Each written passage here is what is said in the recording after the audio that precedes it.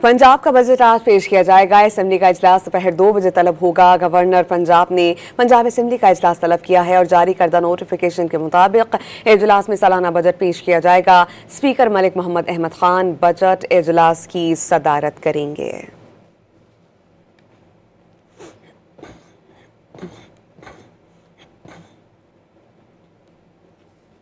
पंजाब का बजट आज पेश किया जाएगा। असेंबली का इजलास दोपहर 2 बजे तलब होगा। गवर्नर पंजाब ने पंजाब असेंबली का इजलास तलब किया है और जारी करदा नोटिफिकेशन के मुताबिक इजलास में सालाना बजट पेश किया जाएगा। स्पीकर मलिक मोहम्मद अहमद खान बजट इजलास की सदारत करेंगे।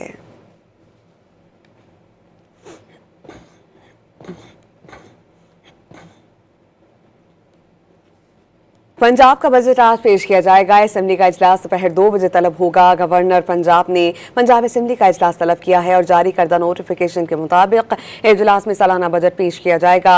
स्पीकर मलिक मोहम्मद अहमद खान बजट इजलास की सदारत करेंगे।